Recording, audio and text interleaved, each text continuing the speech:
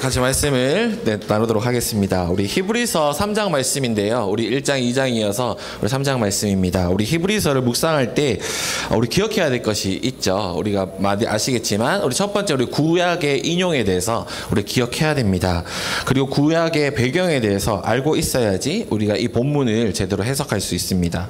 또 두 번째는 이 히브리서를 처음 받았던 그 1차 독자들은 어떻게 이 본문을 받아들였을까라는 것을 기억하면서 우리 본문을 해석할 필요가 있습니다. 특별히 히브리서의 독자는 우리가 잘 아는 것처럼 유대인이었다가 그리스도인으로 개종한 사람들이었죠. 특별히 아마 로마에 있는 그런 크리스찬들이나 아마 디아스포라 유대 그리스도인들이었을 것이다 라고 이제 생각이 됩니다. 그렇다면 1세기 히브리서 독자들의 상황을 우리 머릿속에 두고 본문을 볼 필요가 있어요. 우리가 잘 아는 것처럼 1세기 히브리서 독자들은 고난 가운데 또 핍박 가운데 위기 가운데 있었습니다. 그들은 예수를 주님으로 고백했기 때문에 그런 직업을 잃기도 했습니다. 왜냐하면 그 당시에는 직업이 어떤 조합 형태로 이루어졌거든요. 그렇게 예를 들어 배를 만드는 조합이라면은 그 길드, 조합에서 섬기는 신이 있었어요. 근데 이제 예수를 그리스도로 영접한다는 것은 내가 이제 그 조합에서 믿는 신이 아니라 나는 예수님을 따르는 사람입니다라는 고백이었기 때문에 그 조합에서 쫓겨나는 거였거든요. 그러니까 예수를 주로 고백한다는 것은 실제적으로 직업을 잃는 일이기도 했습니다. 그리고 유대인들의 핍박을 많이 받았죠. 우리 유대인들이 잘 아는 것처럼 유일신 사상을 가진 사람들이잖아요. 근데 예수가 하나님의 아들이라고, 예수가 하나님이라고 라는 그 사상을 유대인들이 받아들이기 어려웠습니다. 그렇기 때문에 그리스도인들을 바라볼 때 유대인들이 바라볼 때 그들은 이방 우상을 믿는 존재들이었죠. 이렇게 1세기 히브리 독자들의 상황들은 고난 가운데, 핍박 가운데, 위기 가운데 있었습니다. 그들의 삶은 어떻게 보면 오늘 본문의 히브리서에 3장에 나오는 인용하는 구약처럼 그들의 삶 자체가 어떻게 보면 광야의 삶을 살아가고 있었다고 볼 수 있을 것 같습니다. 그렇죠. 우리도 마찬가지지 않나요? 우리의 상황도 녹록지 않습니다. 우리가 살아가는 세상에서 신앙을 가지고 살아간다는 것, 예수님을 주님으로 그리스도로 고백하며 살아간다는 것은 참 위험해 보이는 세상을 살아가고 있습니다. 쉽게 얘기하면 이런 거죠. 성경대로 살다가 우리가 망하진 않을까? 성경대로 장사하다가, 성경대로 사업하다가, 성경대로 대인관계하다가 우리는 세상에서 호구가 되진 않나? 망하진 않을까? 라는 생각이 드는 세상에서 살아가고 있습니다. 우리의 삶도 마찬가지로 광야의 길을 가는 것과 같습니다. 히브리서 저자는 고난과 시험 가운데 있는 자들을 대상으로 이야기하고 있습니다. 특별히 제가 그 출애굽 중간에 이제 인용된 본문이 시편 95편이거든요. 근데 이 시편 95편은 민수기를 배경으로 하고 있어요. 그러니까 출애굽한 백성들을 대상으로 배경으로 하고 있습니다. 특별히 출애굽한 백성들이 광야에서 실패한 이야기를 대상으로 하고 있습니다. 우리는 이 실패한 광야의 백성들을 통해서, 그들의 이야기를 통해서 우리는 이 광야의 길을 어떻게 걸어가야 되는지 함께 한번 고민해 보았으면 좋겠습니다. 오늘 설교의 제목은 제가 김기서 목사님 책에 이 제목이 있어서 인용했는데요. 광야에서 길을 묻다입니다. 오늘 설교의 제목은 광야에서 길을 묻다입니다. 네, 첫 번째 단락은요. 우리 광야에서 길을 묻다. 첫 번째 질문은 광야에서 누가 우리를 돌보시는가입니다. 광야에서 누가 우리를 돌보시는가. 바로 1절부터 6절까지인데요. 모세보다 신실한 예수님께서 하나님의 집안 사람들을 돌보신다입니다. 모세보다 신실한 예수님께서 하나님의 집안 사람을 돌보십니다. 우리 1절을 제가 세 번역으로 한번 읽어보도록 하겠습니다. 그러므로 하늘의 부르심을 함께 받은 거룩한 형제자매 여러분, 우리가 고백하는 신앙의 사도요 대제사장이신 예수를 깊이 생각하십시오 라고 되어 있습니다. 여기서 이제 그러므로라는 것은 이제 앞에 1장과 2장의 내용을 받는 표현이거든요. 여러분들 다들 잘 아시겠지만 1장에서는 천사들보다 더 크신, 더 높으신 예수님에 대한 이야기가 나왔습니다. 그러니까 예수님께서는 살아계신 하나님의 아들이시라는 거죠. 그분의 신성에 대해서 이야기했습니다. 그리고 2장에서는 예수님께서 인간으로 오셨는데 참 인간으로 오셨다. 그분께서 우리를 위한 대제사장으로 오셨다라는 것을 이야기하고 있습니다. 이것은 예수님의 인성에 대해서 이야기하는 거거든요. 그러니까 앞에서 1장과 2장은 뭐냐면은 예수님께서 완벽한 신, 하나님의 아들로 오셨고 그분께서 또 완벽한 인간으로 오셨다. 우리 지난주 목사님 통해서 들으셨지만 정확하게 기억이 안 나네요. 시편 22편인가요? 하여튼 그 본문을 이제 완성하시는 분. 그런 에덴 동산의 그런 세상을 다스리라. 너희는 세상을 다스리라 하셨던 그 인간, 아담을 향한 그 목적을 온전히 회복시키기 위해서 예수님께서 오셨죠. 그것이 바로 예수님께서 제사장으로 오셨다는 의미입니다. 앞에서 1장과 2장에서 예수님께서 하나님의 아들로 그리고 우리를 위한 참 인간으로 대제사장으로 이 땅 가운데 오셨습니다. 그렇기 때문에 우리는 하나님의 나라로 부름을 받았습니다. 여기에서 이제 하늘의 부르심이라는 하늘의라는 것은 하나님의 또는 하나님의 나라의라고 번역될 수 있거든요. 그러니까 하나님 나라로 우리는 부르심을 받았습니다. 우리 예수님께서 우리의 죄를 대신 짊어지셨기 때문에 우리는 거룩한 형제 자매들로 우리는 부르심을 받았습니다. 하나님의 부르심을 받은 사도로서 예수님 그리고 대제사장으로서 하나님과 인간을 화목케 하신 예수님을 깊이 생각해야 된다라고 히브리서 저자는 이야기하고 있습니다. 이제 여기서 이제 깊이 생각하다라는 것은 자신의 마음을 어떤 것에 부지런히 적용하고 적용하는 것을 의미합니다. 그러니까 주의 깊게 계속해서 관찰하고 표현하는 것을 깊이 생각한다라는 의미입니다. 그렇죠? 그런데 이제 2절에서 우리 보면은 이제 모세가 이제 드디어 등장하죠. 2절을 제가 세 번역으로 한번 읽어보면요. 이 예수는 모세가 하나님의 온 집안에서 성실했던 것과 같이 자기를 세우신 분께 성실하셨습니다. 라고 되어 있습니다. 이제 모세가 등장하죠. 여러분들 여기 아마 모세에 대해서는 모르시는 분들이 아마 없을 것 같아요. 그죠?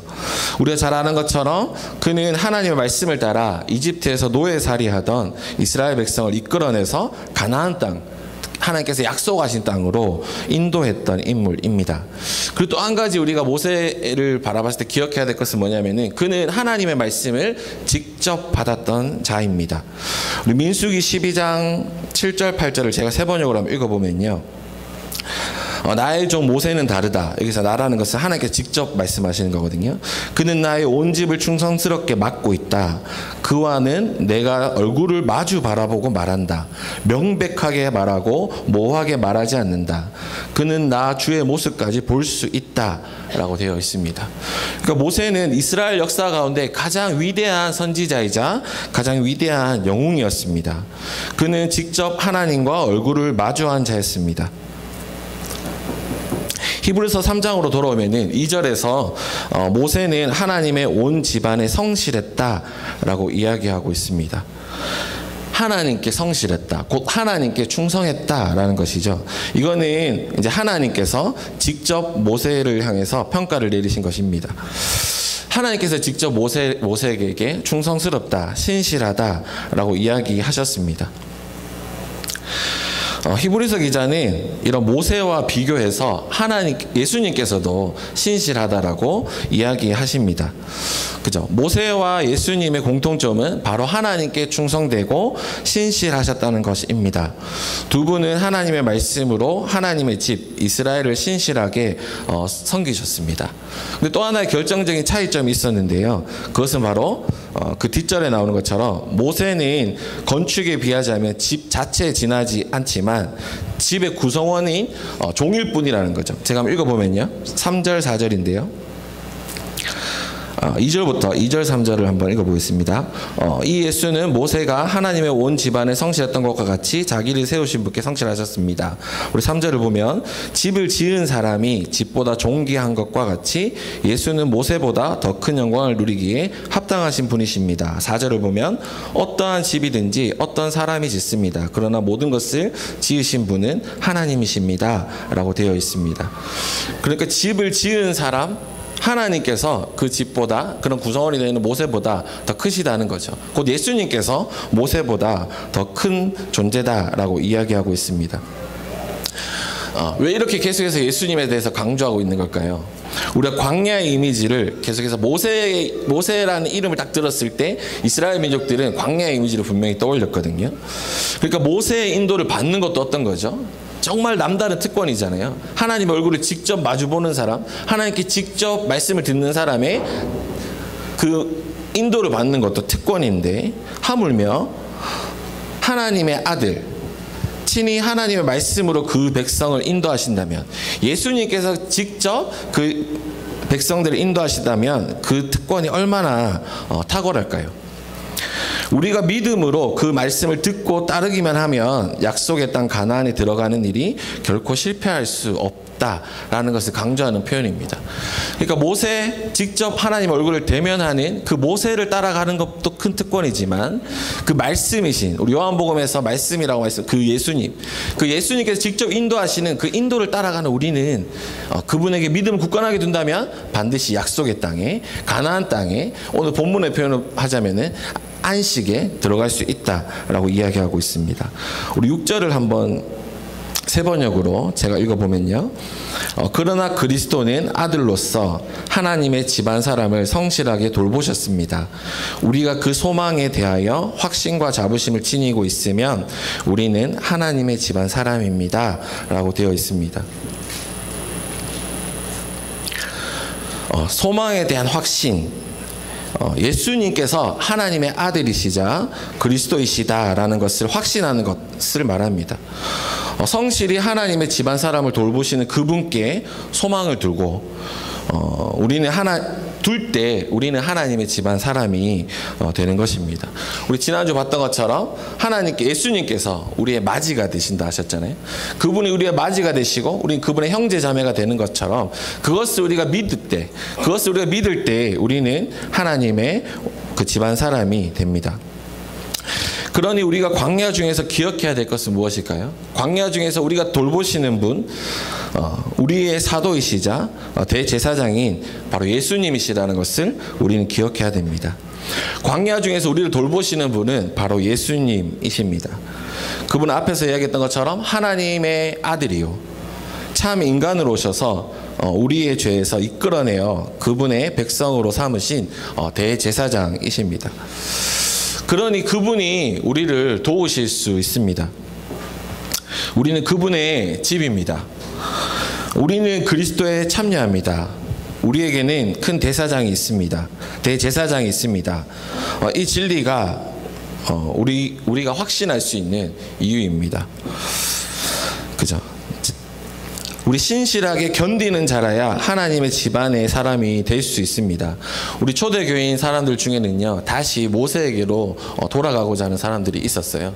다시 유대교로 돌아가고자 하는 사람들이 있었습니다. 그러나 그 길은 어떻죠? 그 길에는 구원이 없습니다.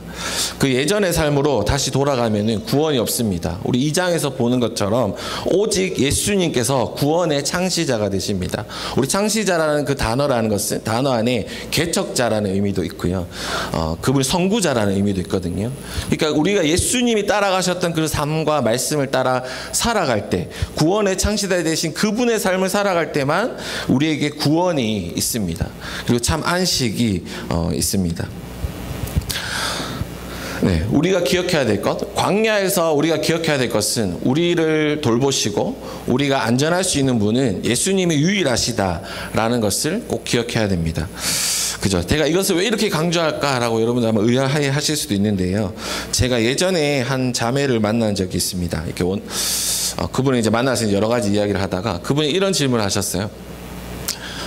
꼭 예수님 믿어야 됩니까? 성경의 말씀이 다 좋고 좋은 이야기고 좋은 교훈이고 그런 거 알겠는데, 자기가 이렇게 공부를 해보니까 인문학에도 충분히 좋은 가르침이 많이 있다는 거죠. 내 삶을 행복하게 살아가는 것, 내 삶의 행복이 만일에 목표가 된다면 나는 인문학을 따라 살아가도 충분하게 행복하게 살아갈 수 있을 것 같아요. 근데 우리가 왜 꼭 교회에 다녀야 되고 왜 꼭 예수님을 믿어야 됩니까? 라고 이제 질문을 받았습니다. 그렇죠?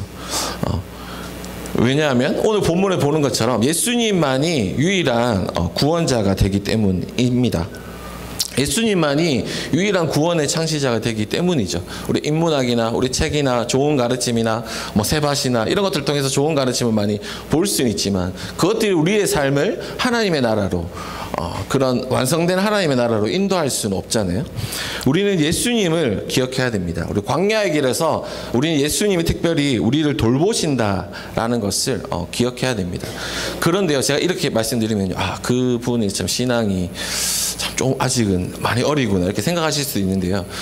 우리 삶을 한번 돌아봤으면 좋겠어요. 우리 가운데 위기가 찾아올 때, 어려움이 찾아올 때 여러분들 가장 먼저 찾는 것은 무엇입니까? 여러분들이 어떻게 이게 회사에서 대인관계 가운데 어려움이 찾아왔을 때, 어떤 사업을 하다가 어려운 가운데 찾아왔을 때 여러분들이 제일 먼저 떠올리는 것은 무엇입니까? 어떻게 보면은 세상적인 어떤 방법들, 우리가 생각하는 합리적인 방법들, 그것들을 먼저 생각하고 이렇게 하면은 그래 이 문제 해결할 수 있지, 이렇게 하면은 이 길에서 벗어날 수 있지, 그런 어떤 세상에서 말하는 방법이나 그런 것들이 먼저 생각나지 않나요? 내가 어떤 문제나 어려움이나 힘듦들이 찾아왔을 때, 위기의 순간에 찾아왔을 때 우리는 예수님을 먼저 의지하고 있습니까? 주님, 내 가운데 지금 이런 어려움들이 찾아왔습니다. 주님, 내가 어떻게 해야 되나요? 그 기도가 우리 가운데 먼저 있습니까? 아니면 우리가 그동안 살아왔던 삶, 여기 계신 분들 아마 30대 다 우리 이상이잖아요. 그리고 아마 신앙생활 오래 하신 분들이 많잖아요. 그죠? 우리 가운데 그냥 그동안에 살아왔던 그런 관성대로 이럴 때는 이렇게 하면 되지, 이렇게 하면 되지, 그런 관성들로 어떻게 보면 우리의 노하우들이 우리 가운데 먼저 떠올려지진 않나요? 우리 위기의 순간에 우리가 무엇을 가장 의지하는지, 가장 먼저 의지하는지 한번 돌아봤으면 좋겠습니다. 우리의 생각도 아니고요, 우리의 노하우도 아니고요, 광야길에서 우리가 붙들어야 될 것은 바로 예수님입니다. 앞에서 이야기했던 것처럼 우리 예수님을 의지하고 그분께 기도하며 그분을 신뢰하며 나아갔으면 좋겠습니다. 네, 기억해야 됩니다. 우리 광야길에서 우리를 돌보시는 분, 그분은 바로 예수님이십니다.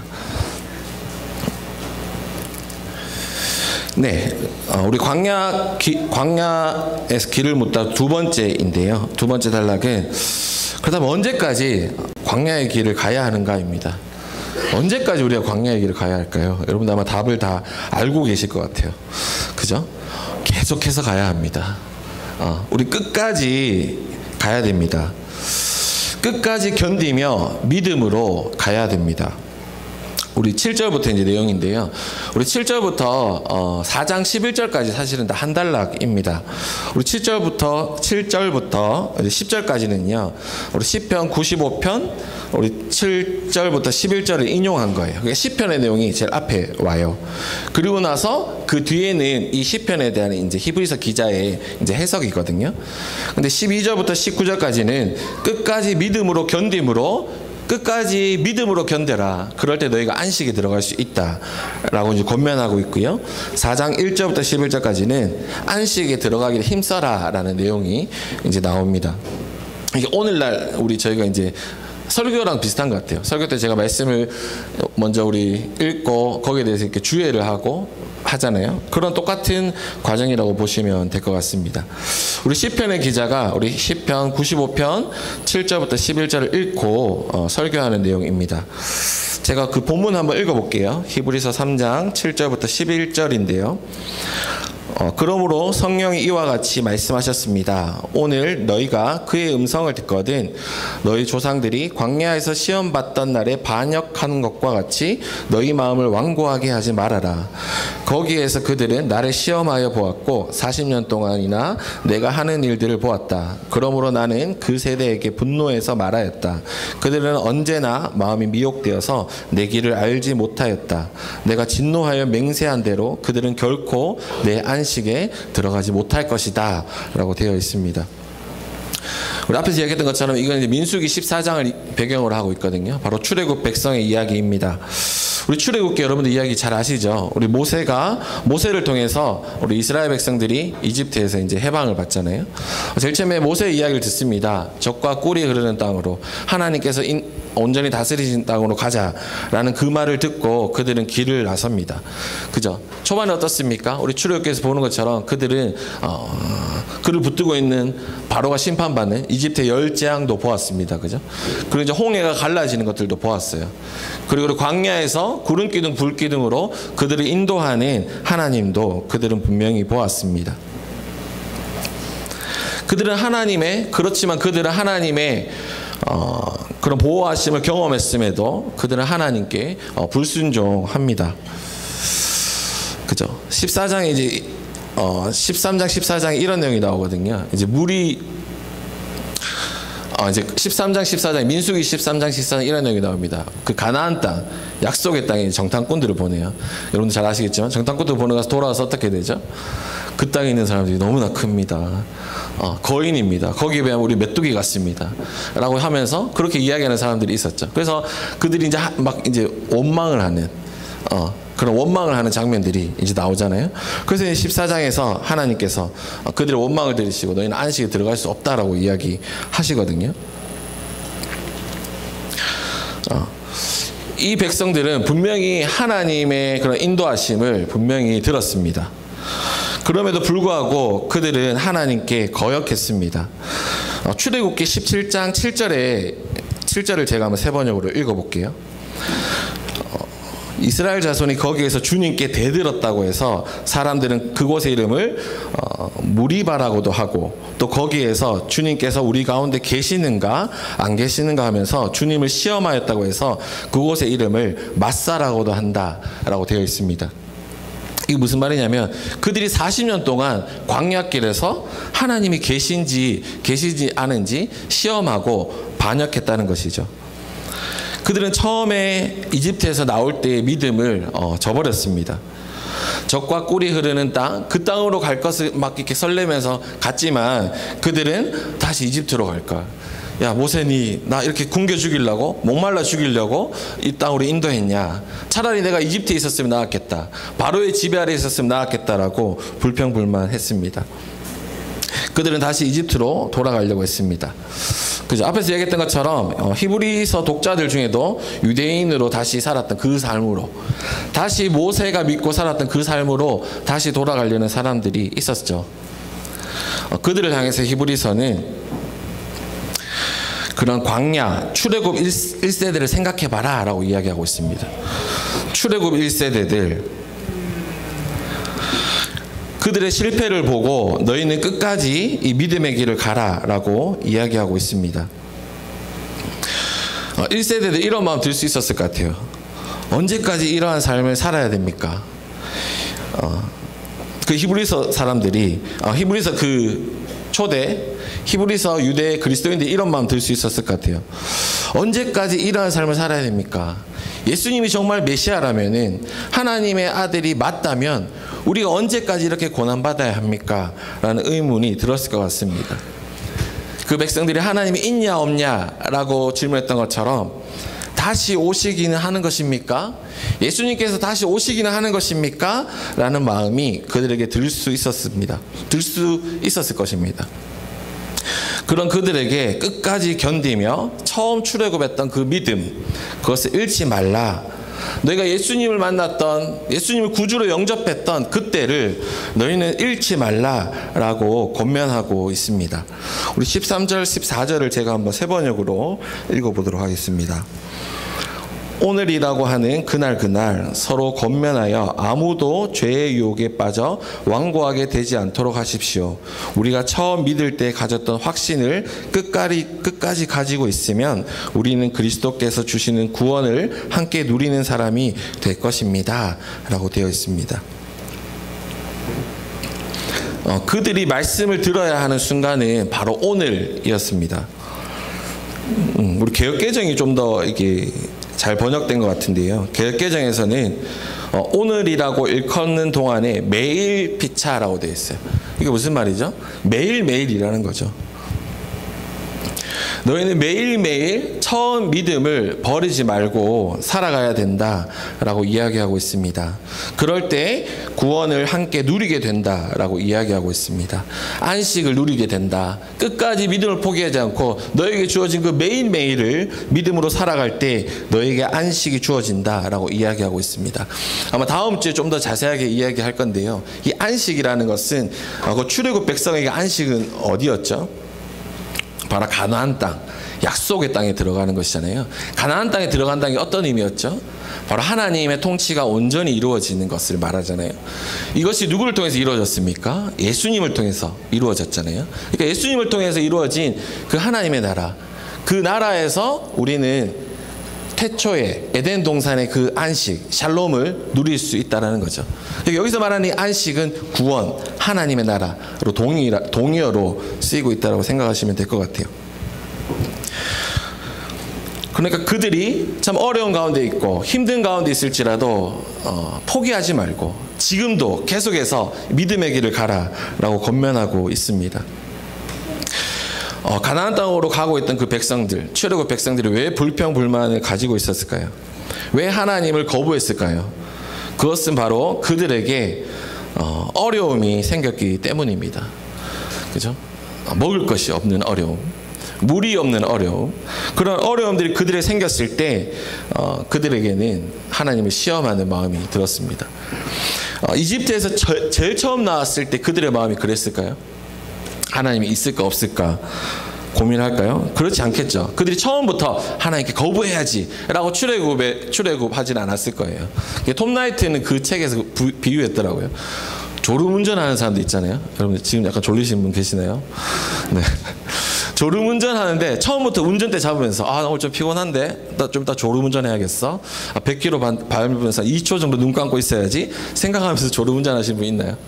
없잖아, 그죠? 무슨 말입니까? 그 백성들도 처음부터 나 하나님 거역해야지, 반역해야지 라고 생각하고 믿음의 길을 시작하지 않았다는 거죠. 그런데 어떻습니까? 그들에게 어려움이 찾아왔을 때, 고난이 찾아왔을 때 그들은 하나님을 거부했습니다. 우리도 그럴 수 있을 것 같아요. 우리도 예수님을 구주로 영접하고 그분을 따라 살아가고 신앙생활을 하고 있잖아요. 우리가 신앙의 연수가 쌓이면 왠지 좀 더 쉬워져야 될 것 같고, 좀 더 우리의 삶이 좀 더 잘 풀려야 될 것 같고, 우리 안에 관계를 맺어갈 때 뭔가 좀 술술돼야 될 것 같은데, 근데 신앙의 연수가 쌓이면 쌓일수록 점점 더 어려워지는 것 같아요. 그렇지 않나요? 저만 그런가요? 네. 예수님을 믿는 횟수가 늘어나면 늘어날수록 점점 우리의 삶은 점점 더 어려워지는 것 같아요. 쉽게 얘기하면 인내해야 되는 순간들이 점점 더 많아지는 것 같아요. 그전에는 좀 막 성질도 내고 내 마음대로 막 표현도 하고 할 수 있었다면 신앙의 연수가 쌓이면 쌓일수록 내가 한 번 더 참아야 되고 내가 한 번 더 용서해야 됩니다. 그리고 사랑하라 하셨는데 저 사람 뾰족뾰족한 저 사람 사랑하려니 참 마음이 찔리잖아요. 하지만 상처받는 걸 알면서도 사랑하기를 선택해야 되잖아요.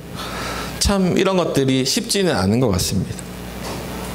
그리고 앞에서 이야기했던 것처럼 우리 그리스도인이기 때문에 세상에서 살아가는 것들이 호락호락하진 않는 것 같아요. 손해보면서 살아가야 될 때도 많습니다.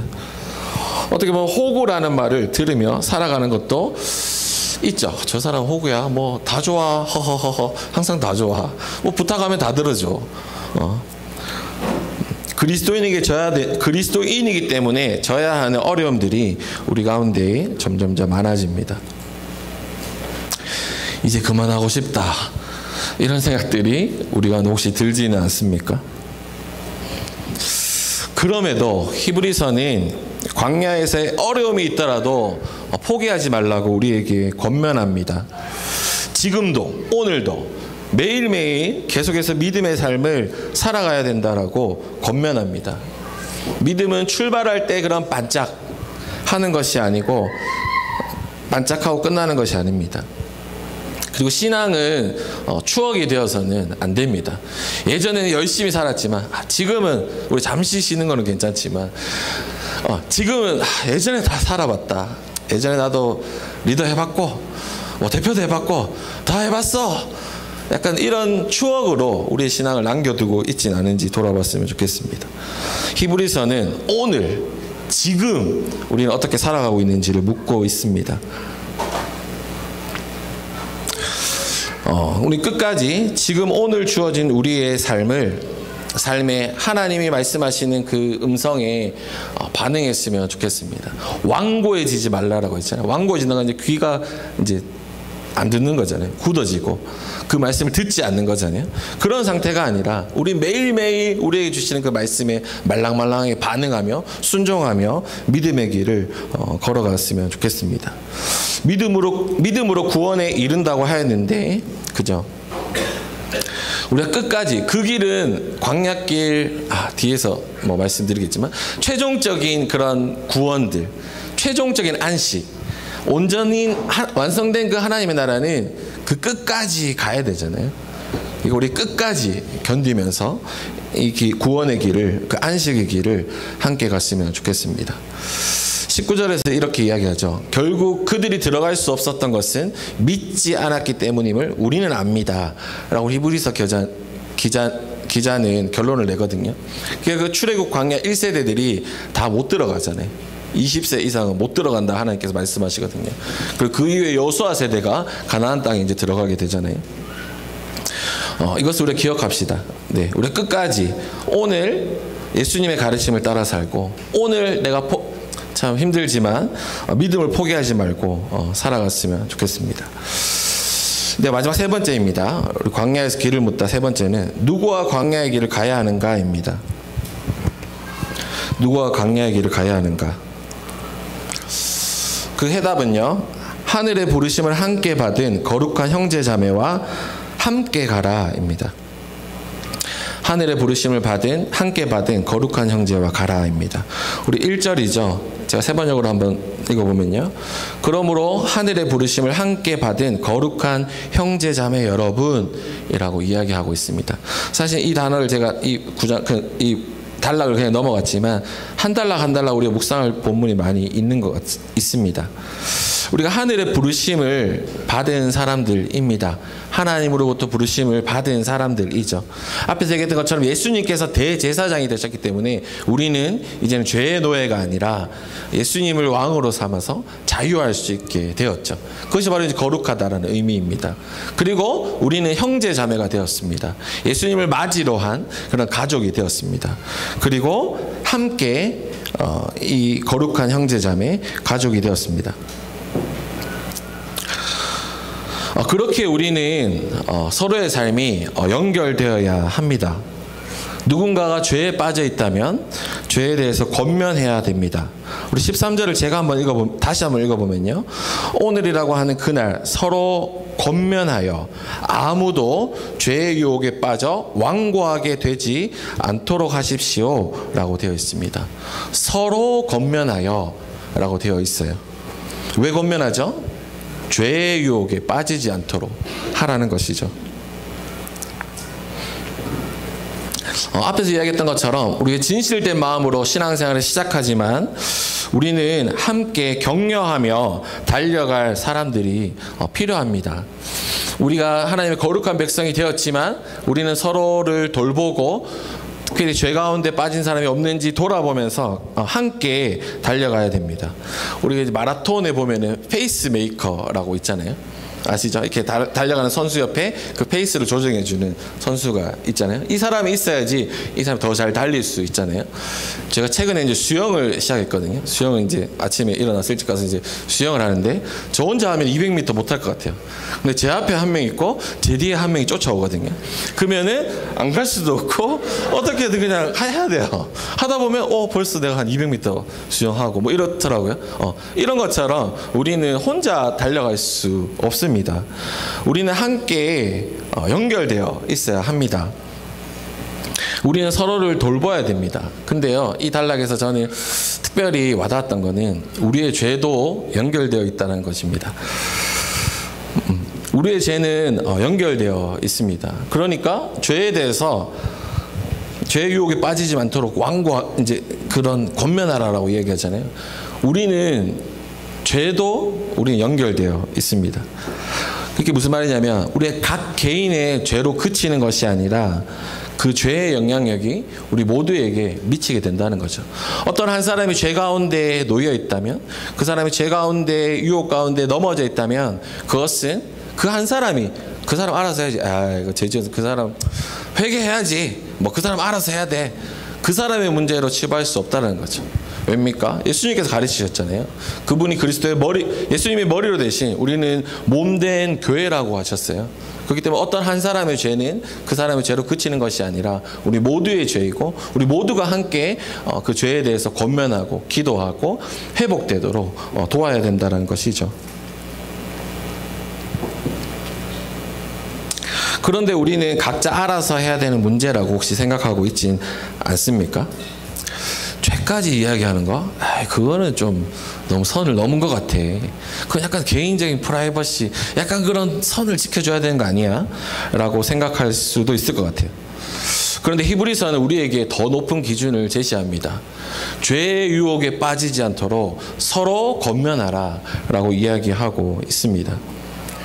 이는 예수님의 말씀이시기도 하죠. 우리 공동체 가운데 죄 지은 자가 있다면 어떻게 하라 하셨죠? 먼저는 기도하고, 간절히 기도하고 1대1로 가서 권면하라라고 했잖아요. 근데 듣지 않으면 어떻게 해야 되죠? 두세 사람이 가서 함께 얘기해야 된다 했죠.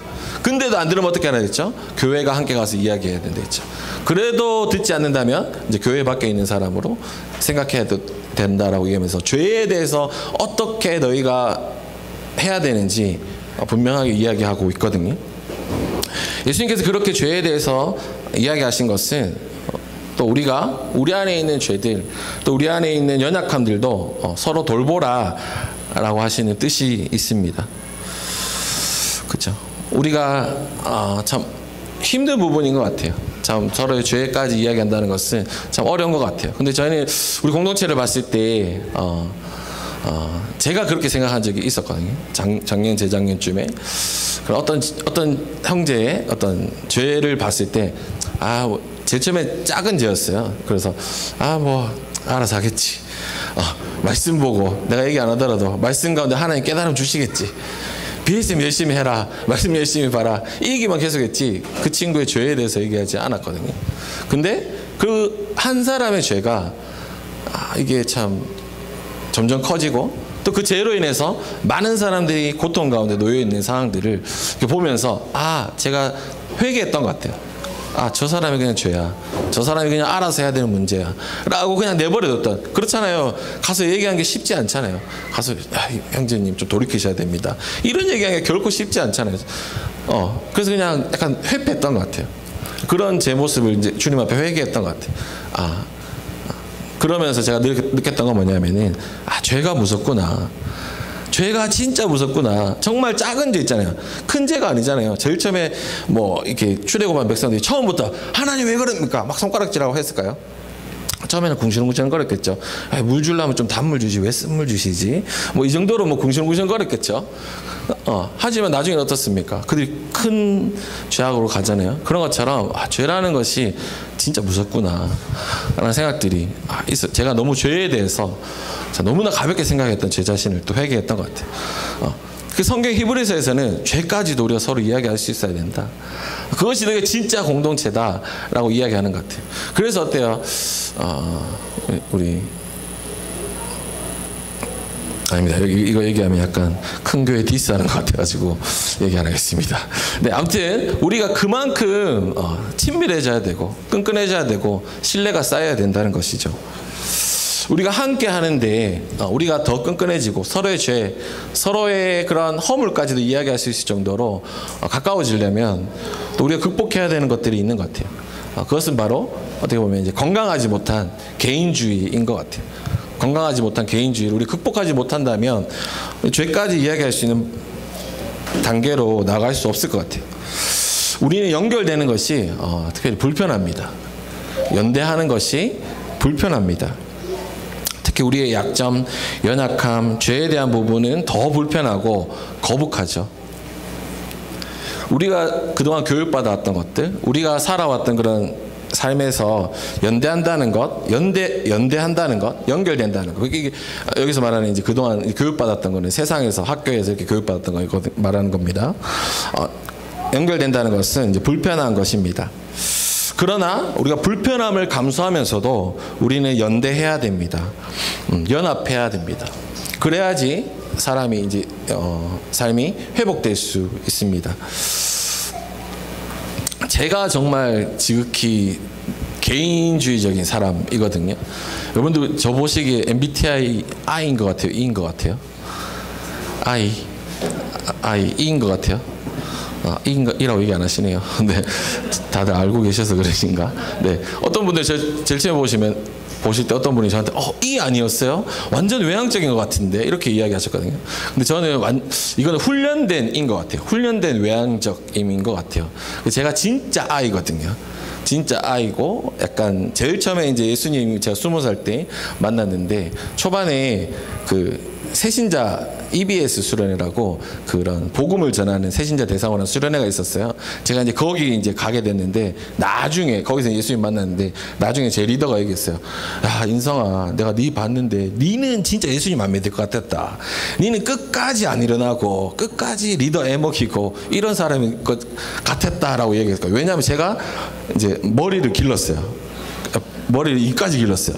눈이 안 보이게 기르고 그 약간 그 무늬준 머리 같이 해서 또 제가 뽀글뽀글이잖아요. 근데 그때 매직까지 했어요. 그래서 막 앞이 거의 안 보이고 막 이 상태로 이렇게 다녔어요. 이 상태로 EBS 가는 버스에 타고 있으니까 야, 쟤는 강적이다. 그래서 제 리더가 아마 제일 그때 경험이 많은 분이었거든요. 우리 준한 형제라고 아시는 분들 아실 텐데 저희 학교에서 제일 웃기시고 막 개그맨 같은 분을 제 리더로 이렇게 해주신 게 제가 막 이렇게 다크하고 내향적이고 막 이랬거든요. 그래서 저를 보내셨는데 뭐냐면 저도 이제 그런 개인주의 제가 무슨 얘기했냐면 네. 저도 그런 정말 이제 개인주의적이고 사람들이 안 마주치고 싶고 이런 모습들이 제 가운데 여전히 있어요. 여전히 있고 여러분들이 지금의 저를 보면 예전에 제 모습이 상상 안 되시죠? 저기 4층에 가면 그 저희 교회가 개척되고 6개월 있다가 찍은 사진이 있거든요. 거기서 저를 한번 찾아보세요. 대부분 못 찾으시더라고요. 다른 사람 찍고 인성 강사님 이 사람이 아닌데 아무튼 제가 하고 싶은 얘기 뭐냐면 네.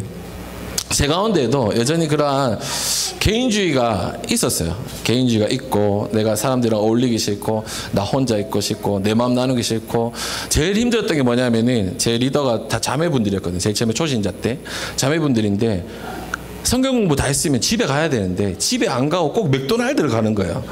맥도날드 가서 성경 공부 1시간 했는데 2시간 떠들어요. 저는 거기서 가만히 듣고 있거든요. 그 시간들이 저 가운데 너무나 힘들었어요. 너무나 힘들고 저 누나는 말이 너무 많다. 속으로 막 저 얘기는 왜 하는 거지? 나 집에 보냈으면 좋겠는데 또 집에는 안 보내주고 막 그런 시간들이 제 가운데 있었거든요. 근데 그런 시간들이 계속해서 쌓이면서 돌이켜보면은 그나마 제가 아직까지도 많이 부족하지만 그나마 이 정도로 인간이 됐구나 라는 생각들이 그런 불편한 시간들 내 가운데 그죠? 제 안에 개인주의가 있기 때문에 사람들이랑 어울리는 거 정말 힘들어 하잖아요.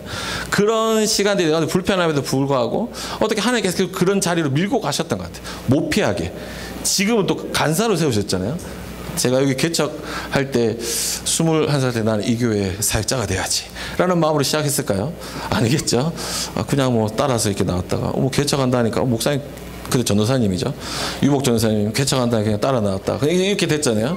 처음부터 막 개척해야지 내가 사역자가 돼야지 막 이런 마음으로 하진 않았거든요. 근데 그런 불편한 마음이 있지만 내가 연대하는 것도 힘들지만 계속해서 여기 있을 때 하나님께서 또 바꿔가시는 것들이 있더라고요. 제 가운데 개발되는 것들이 있고 사람들 보면 하는 게 있고 여전히 제 가운데 안 되는 것들이 있지만 그런 것 같아요. 연대하는 것은 분명히 불편한 것 같아요. 제가 이 소설 꼭 나누고 싶어가지고요. 이 소설 이야기 나누면요.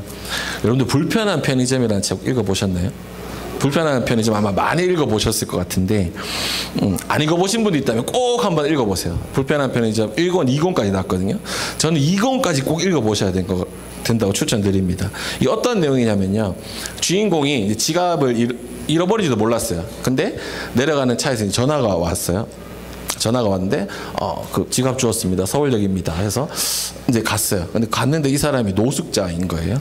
노숙자인데 약간 말도 떠듬떠듬하고 나중에 알고 봤더니 알코올성 치매라 가지고 언어 능력도 많이 떨어진 거예요. 그래서 이렇게 근데 이분의 이제 그런 주인공이 지갑을 돌려줬는데 이 주인공은 염여사라고 편의점 사장님이었어요. 그래서 이 편의점 사장님께서 이분에게 이제 호의를 베푸신 거죠. 이 노숙자에게 저녁 시간에 야간 알바를 시키시면서 야간에 여기서 알바하면서 도시락은 시간 지나면은 먹어도 되잖아요. 도시락으로 끼니 때우시고 하시라고 이제 호의를 베푼 거죠. 그런 이웃 사랑을 베푼 거죠. 근데 이 노숙자 출신 이분은 분명히 뭐 깨끗하게 씻고 이렇게 했지만 여전히 말이 떠듬떠듬하고 하는 그분이 이 편의점에 있다면 어떻을까요? 가면은 편하지는 않겠죠.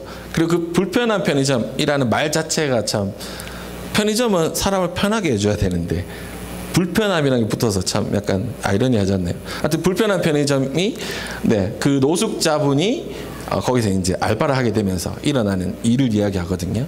너무 많이 이야기하면 여러분들이 소설 안 보실 것 같고 진짜 재미있어요. 꼭 보시고 제가 이 소설을 보면서 이거 작가가 크리스찬인 것 같다. 왜냐하면 거기 이분이 염려사 이분이 권사님이거든요. 권사님인데 요즘에는 교회 다니는 사람들 약간 빌런으로 그리잖아요. 근데 이 교회 다니는 분으로 권사님으로 그리고 이분은 정말 좋은 분으로 그리더라고요. 나중에 알고 봤더니 제가 찾아보니까 김호연이라는 작가분이 크리스찬이고 어머니께서 권사님이시더라고요. 그래서 이분이 표현하고 싶었던 건 뭐였냐면은 호의, 이웃사랑이었다는 거죠. 나의 작은 호의, 이웃사랑을 통해서 사람들이 회복될 수 있다라는 것을 표현하고 싶으셨대요. 근데 저는 이분이 이야기했던 것보다 2권까지 읽고 나서 더 감동적이었어요.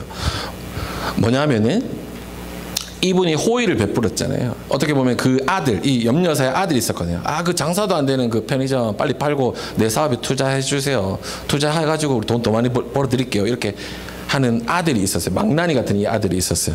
그럼에도 불구하고 이 편의점 계속 지키거든요. 왜냐하면 하여튼 뭐 제가 다른 말씀 못 드리지만 여러 가지 인물들이 여기 이제 생계가 걸려 있으니까 나 못 판다. 그러니까 놔둘 거다라고 하면서 했는데 나중 돼서 이 아들이 사업이 망하고 나서 이 편의점의 사장을 이제 맡겨요. 그러면서 막 여러 가지 우여곡절 끝에 이 아들이 이제 정신을 차리게 되고 나중에 이 이제 염려사 이분께서 어디까지 얘기 드릴지 모르겠지만 하여튼 어떤 이렇게 해서 이 편의점에 다시 이제 가서 같이 일하게 되는 그런 상황이 됐어요. 그러면서 이분도 편의점에 와서 일을 하면서 이분의 삶이 점점 더 다시 건강해지고 회복해졌거든요. 저는 이걸 보면서 이게 가장 큰 감동이었어요. 처음에는 내가 호의를 베푼다. 내가 저 노숙자 에게 알바자를 주므로 내가 호의를 베풀고 하나님께서 말씀하신 이웃사랑을 실천했다라고 생각했는데 2권에 가니까 어떻게 됐죠? 이분이 베풀었던 그런 호의, 이분이 베풀었던 이웃사랑이 자신에게로 다시금 돌아오게 된다는 거죠. 이 편의점이 서로가 어떻죠? 불편해요. 같이 있는 게 또 어떤 진짜 우리 같은 사람이 와요. 그중에 이 정말 재밌는 게 이게 시점이 계속 바뀌거든요. 등장인물들이 자기 1인칭 시점으로 계속 바뀌어요. 그 중에 한 인물은 편의점 그분이 자기를 아는 척하니까 챙겨주니까 이 편의점 이제 못 가겠다. 나를 안 해? 나 이 편의점 불편해서 못 가겠다. 다른 편의점 가야지. 근데 갈 편의점이 없어 주변에. 그래서 어쩔 수 없이 이 불편한 편의점에 가게 되고 막 이런 이야기가 나오거든요. 근데 그 과정 가운데 약간 어떤 이분이 이제 글을 쓰시는 분인데 글의 소스를 발견하게 되고 다시금 자기가 원하던 작가를 데뷔하게 되고 막 이런 것들이 일어나거든요. 그러니까 제가 무슨 얘기를 드리고 싶냐 하면은 이런 서로의 불편함들이 다 있었다는 거죠. 불편한 편의점에. 하지만 서로 연대하고 그런 불편한 편의점이라는 그 공간 또 그런 관계들 가운데 서로 연대했을 때 내가 베풀었던 호의가 다시금 나에게 돌아오고 이 깨어져 있던 등장인물들 모두의 그런 삶들이 다시금 세워지는 것. 그리고 마지막에 그 주인공 이름이 독고거든요. 아까 그 노숙자분이. 독고 이분이 다시금 이제 염려사나 이렇게 만나게 되는 듯한 장면이 되면서 소설은 마무리돼요. 그래서 이 소설을 여러분들 꼭 한번 보셨으면 좋겠고 또 기독교적인 그런 가치관들을 많이 담고 있는 소설이기 때문에 여러분들 꼭 한번 보셨으면 좋겠는데 제가 이 말씀을 드린 이유는 뭐냐면은 우리가 남의 죄까지 권면하려고 그러면 우리 안에 그만큼 더 신뢰가 쌓여야 되고 더 끈끈해져야 된다는 거죠. 근데 그 길에는 분명히 서로의 불편함을 끌어안아야 돼. 좀 불편하지만 제가 정말 개인적이고 막 이렇게 있었지만 그런 불편함 막 있었을 때 바뀌어가는 것들이 있었잖아요. 그런 것처럼 우리 가운데 불편한 그런 시간들이 분명히 있다는 것, 그것들을 넘어섰으면 좋겠어요. 어제 아들이 여기서 잤잖아요. 그 여작공 하면서 어제 1박을 했거든요. 1박을 하면서 이제 자는데 저희 아들이 너무나 기대하는 거예요. 와, 좋다. 나 가서 오늘 막 친구들이랑 같이 자고 저기서 잤어요. 뭐 딱딱한 바닥에서. 어제 이제 사진을 올려주셨는데 약간 군대 내무반 같이 형제들 2층에서 자고 자매들 4층에 잔대. 자매들 4층에 막 핑크 막 위에 막 풍선도 막 달려 있고 너무나 막 블링블링한데 형제들 자는데 희한하죠. 애들인데도 약간 분위기가. 이게 완호 형제가 주머니에 손을 딱 넣고 이렇게 하필 그 사진에 완호 형제가 두 손을 주머니에 넣고 인상을 쓰고 있어서 그런가? 약간 군대 내무실 같이 아들이 그렇게 이제 하룻밤 잤거든요. 그러면서도 제 아들이 너무 좋다. 친구들이랑 자고 하룻밤 짠다게 너무 좋아 하면서 어제 시끄러 저희 집에 갔다 왔는데 제일 많이 떠드는 거예요. 너무나 많이 좋아하면서. 근데 제 아들이 어떤 존재, 어떤 성격이냐면은 불편한 거를 정말 싫어해요. 이거 완전 장령이거든요. 배고프면 짜증내고, 잠 오면 짜증내고, 더우면 짜증내고, 막 이래요. 그래서 막, 아빠, 더워, 막 그래. 배고파? 그러면은 먹을 거 주면 돼. 약간 장령이에요, 장령. 먹을 거 입에 씹어 넣어주면 돼. 그만큼 또 감각도 예민해가지고 집에서 자면은 침대를 막 빙글빙글 돌고 막 제 옆구리 막 발로 차고 막 이런 애예요. 진짜 불편한 거 싫어하는 애거든요. 근데 얘가 어제 이 가는 거를 너무나 좋아하는 거예요. 그래서 난 정말 놀랬어요. 얘가 이 친구들이랑 같이 있는 것, 이 아이들과 함께 모여 있는 것, 이것이 너무나 좋기 때문에 이 불편한 것들이 큰 게 아니구나. 얘한테는 이게 불편한 게 큰 게 아니구나 이렇게 느껴졌어요. 우리도 그랬으면 좋겠어요. 분명히 지금은 불편한 게 더 클 수도 있어. 지금은 이 사람들 같이 있는 거 한 요만큼 좋아. 근데 불편한 게 이만큼 될 수도 있어. 하지만 우리가 계속해서 연대하고, 우리 히브리서 뒤에서 나오겠지만 모이기에 힘쓰라고 했잖아요. 패하는 자처럼 하지 말라고 했잖아요. 우리가 모이기를 계속해서 힘쓰고 연대하고, 그렇게 됐을 때 우리 안에 이런 불편함들은 어느새 보면은 작아져 있어요. 작아져 있고 우리 안에 이런 좋은 것들, 서로 함께하는 것들 기대하는 그런 마음들이 더 커진 것 같아요. 저는 유소년부 아이들 어제 1박 하는 거 보면서 참 많은 것들을 배웠던 것 같습니다. 우리도 그럴 수 있었으면 좋겠습니다. 우리가 서로 연합하고 함께하고. 이 사람들이 죄 가운데 빠지지 말라, 이게 뭐예요? 정죄하라는 얘기가 아니잖아요. 함께 자라가라는 얘기잖아요. 함께 성숙하라는 얘기잖아요. 우리 이 사람들과, 내 옆에 있는 이 사람들과 진짜 우리가 성숙해 갔으면 좋겠다. 정말 거룩해 갔으면 좋겠다. 그 마음으로 우리 서로 권면하는 얘기잖아요. 그런 것처럼 우리의 불편함을 이겨내고 서로 더 사랑하는 우리 공동체가 되었으면 좋겠습니다. 네, 우리 말씀을 맺고자 합니다. 오늘 말씀의 제목은 광야에서 묻다라는 제목으로 함께 말씀을 나눴습니다. 우리 첫 번째 질문은 우리가 광야길에서 누구를 보아야 되는가, 누구를 의지해야 되는가입니다. 광야에서 누가 우리를 돌보시는가입니다. 바로 예수님입니다. 예수님이 신실하신 분이시고 하나님의 집안 사람을 돌보십니다. 우리의 어려운 가운데, 힘든 가운데 있을 때 예수님께 기도하며 그분께 의지한 함으로 나갔으면 좋겠습니다. 또 두 번째는 언제까지 광야의 길을 가야 하는가라고 질문했는데요. 계속해서 끝까지, 주님이 오실 때까지 믿음으로 이 길을 가야 됩니다. 그리고 누구와 광야의 길을 가야 하는가라는 질문에서 하늘의 부르심을 함께 받은 거룩한 형제자매와 함께 가야 합니다. 그런데요, 우리가 기억해야 될 것 한 가지가 있죠. 우리는 신약시대 사람이잖아요. 우리는 예수님과 함께 광야의 길을 갈 수 있습니다.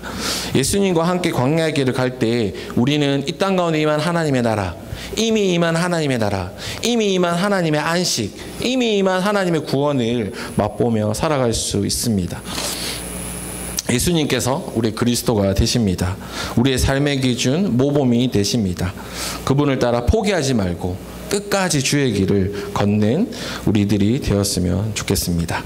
네, 우리 시간 함께 기도했으면 좋겠습니다. 네, 우리 시험의 순간, 유혹의 순간, 고난의 순간에 찾아올 때 우리가 붙드는 분은 누구입니까? 바로 예수님이 되었으면 좋겠습니다. 그분은 우리의 사도요 대제사장이 되십니다. 우리를 돌보십니다. 우리가 예수님만 붙들겠다고, 예수님만 의지하겠다고 다시 기도했으면 좋겠고요. 그리고 하나님께서 예수님을 따르는 자들을 하나님의 가족으로 부르심으로 참 안식과 구원을 주십니다. 끝까지 이 길을 달려갑시다. 믿음으로 끝까지 갑시다. 그리고 내 옆에 있는 지체들과 함께 이 길을 갑시다. 혹시 이 시간 여러분 주변에 죄 가운데 또는 우리 연약한 가운데 좀 힘든 지체들이 있다면 이 시간 그들을 위해서 중보하였으면 좋겠습니다. 그 지체들 하나님께서 긍휼히 여기시고 돌보아 주십시오. 하나님께서 빛을 비추어 주시고 회복시켜 주십시오. 이 시간 기도하였으면 좋겠습니다. 우리 이 땅에 임한 하나님의 나라를 우리 기억하며 살아가기를 함께 결단하며 기도하였으면 좋겠습니다. 기도하겠습니다.